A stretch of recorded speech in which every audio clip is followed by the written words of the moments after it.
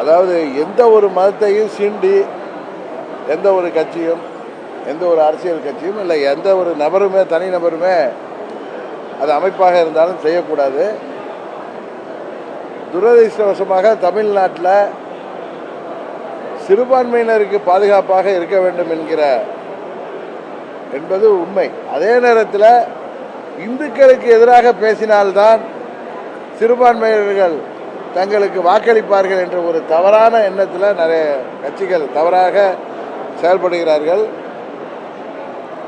நானும் இந்து தானே, பிறந்திருக்கிறது இந்து தானே, அதனால் இந்துக்களை எவ்வளவு இழிவுபடுத்தினாலும் ஒன்று சொல்ல மாட்டார்கள் என்று திமுக உட்பட பல கட்சியின் தலைவர்கள் பேசி வருகிறார்கள். அதற்கு உறுதியாக இவர்கள் இதுபோல் செய்வதனால இந்துக்கள் இன்றைக்கு அவர்கள் மீது மிகவும் அதிருப்தியாக இருப்பது உண்மை.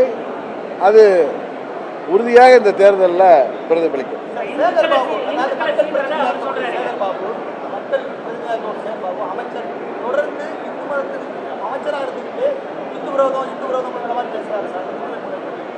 எனக்கு தெரிஞ்சு அவர் மாதம் சபரிமலைக்கு போயிட்டு இருந்தவர் எங்கள் கட்சியில் இருந்தப்பெல்லாம். இப்போ அவர் திமுக வேஷம் போட்டிருக்கிறதுனால அப்படி பேசுகிறாருன்னு நினைக்கிறேன். அங்கேயே அவர் அறநிலையத்துறை அமைச்சர் தான் இருக்கார். அவர் நல்ல பக்திமான், அது எனக்கு தெரியும். அவர் ஏன் இப்படி பேசுகிறாருங்கிறது எனக்கு தெரியவில்லை. இருக்கலாம், ஏன்னா திமுகவில் அன்னைக்கு கூட திருமாவளவன் அவர்கள் அவர் திருப்பரங்குன்ற கோயிலை சுற்றி பார்க்க கூட போயிருக்கலாம். அவருக்கு ஒன்று கடவுள் பக்தி இல்லாமல் கூட இருக்கலாம். ஆனால் அங்கே விபூதியை வாங்கி வைத்து கொண்டு அதை அழைத்தது அவருடைய ஒரு சரியான நடவடிக்கையாக இல்லை. இன்றைக்கு சமாளிப்பதற்கு வேர்த்திச்சு தொடச்சேங்கிறார். எந்த மதத்தையும் அவர் அங்கே போயிருக்க கூட தேவையில்லை. ஏன்னா அவர் சனாதன தர்மம் அப்படின்னா நமக்குலாம் தெரியாத விஷயங்கள் எல்லாம் தாக்கி இந்து மதத்துக்கு எதிராக பேசுகிறார். நாம் ஒரு மதத்திற்கு ஆதரவாக இருக்கணும் என்கிறது எந்த அரசியல் கட்சிக்கும் தேவை கிடையாது. இங்கே இந்தியாவில் வாழ்கிற தமிழ்நாட்டில் வாழ்கிற அனைத்து மதத்திற்கும் அனைத்து சமுதாயத்திற்கும் பொதுவாக ஒரு கட்சி இருந்தால்தான் நாளைக்கு ஆட்சி அதிகாரத்துக்கு வரும்போது எல்லோரையும் சமமாக பார்த்து அவர்களுக்கு அந்த பகுதிக்கு தேவையான திட்டங்களை செய்ய முடியும். அதுதான் நாட்டுக்கு நல்லது, அதுதான் அந்த அரசுக்கும் நல்லது. அதாவது எனக்கு தெரிந்து தந்தை பெரியார் அவர்களுக்கும் அவங்களுக்கும் கொள்கைக்கு நேர் எதிரமாக இருக்கிறதுனால பெரியாருக்கு எதிரான கருத்துக்களை சொல்வார்கள்.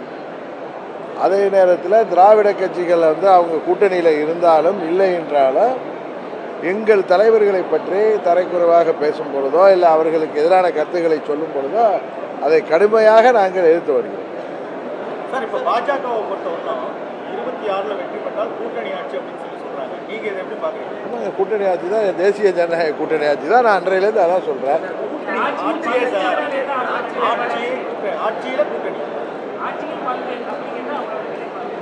தேசிய ஜனநாயக கூட்டணியின் நிலைப்பாடு எப்பயுமே அப்படிதான். நீங்கள் பார்த்தீங்கன்னா 2014 பிரதமர் மோடி அவர்கள் முதலாக வெற்றி பெற்ற போதும் சரி, 19 வெற்றி பெற்ற போதும் சரி, அவர்களுக்கு அறுதி பெரும்பான்மை இருந்தது போதும் கூட்டணி கட்சிகளுக்கு மந்திரி சபையிலே வாய்ப்பளித்தார்கள். அதுதான் தேசிய ஜனநாயக கூட்டணி ஆட்சிங்கிறதுக்கான அர்த்தம். அதுதான் நான் நினைக்கிறேன். இல்லை, மாநில சுயாட்சிங்கிறதுக்கும் மாநில கூட்டாட்சி இருக்கிறதுக்கும் நீங்கள் ஏன் தேவையில்லாமல் கன்ஃபியூஸ் ஆகிறீங்கன்னு தெரியல. கூட்டணி மந்திரி சபை இருப்பதாலே சுயாட்சியை விட்டு விடுவார்கள் என்பது விட்டுவார்களா என்பது தெரியல. நீங்கள் ஏதாவது கொளுத்தி போட்டு ஏதாவது வாயை பிடுங்கணும். இன்றைக்கு இந்த ஆட்சி மக்கள் விரோத ஆட்சி. இன்னைக்கு கூட இப்போ பார்க்குற ஊடகங்களில் 3 வயது பெண் குழந்தை முதற்கொண்டு பாலியல் துன்புறுத்தலுக்கு ஆளாகிறாங்க. எங்கு பார்த்தாலும் கொலை, கொள்ளை, திருட்டு, வழிப்பறி. தனியாக வீட்டில் இருக்கிற தம்பதிகள், முதியவர்கள், இந்த பக்கங்கள்லாம் தோட்ட வீடுகளில் இருப்பவர்களுக்கெல்லாம் உயிருக்கு பாதுகாப்பு இல்லாத சூழ்நிலை.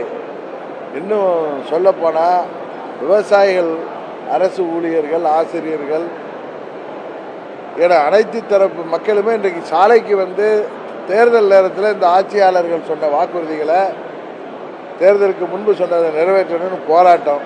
அது மருத்துவர்களாக இருந்தாலும் சரி, செவிலியர்களாக இருந்தாலும் சரி, நெசவாளர்களாக இருந்தாலும் சரி, அனைத்து தரப்பு மக்களுமே, ஈவன் மாற்றுத்திறனாளிகள் கூட போராடுகின்ற சூழ்நிலை தான் இன்றைக்கு இருக்கிறது. சட்டம் ஒழுங்கு சந்திச்சிருக்குதுன்னு எல்லாருமே சொல்கிறாங்க. இன்னும் சொல்லப்போனால் போதை மருந்து கலாச்சாரம் தமிழ்நாட்டில் பட்டி தொட்டியெல்லாம் பரவி கிடக்கிறது. இந்த ஆட்சியின் மீது மக்கள் கடுமையான கோபத்தில் இருக்கிறார்கள்.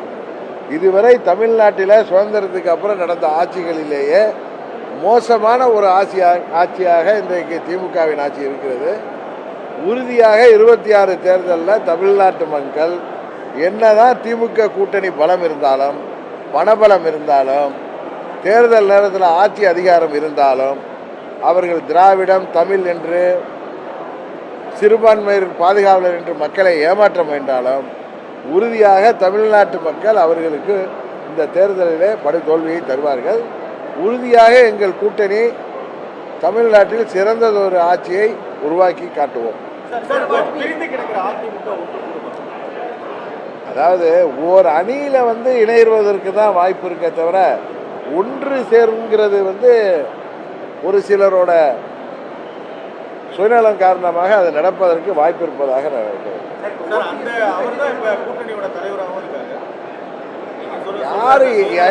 யாரு கூட்டணி தலைவராக இருந்தாலும் தேசிய ஜனநாயக கூட்டணி, அதில் அம்மா மக்கள் முன்னேற்ற கழகம் அங்கம் வகிக்கிறது. திமுக வீழ்த்த வேண்டும் என்கிற ஒரே நோக்கத்தோடு நாங்கள் இந்த கூட்டணியில் தொடர்றோம்.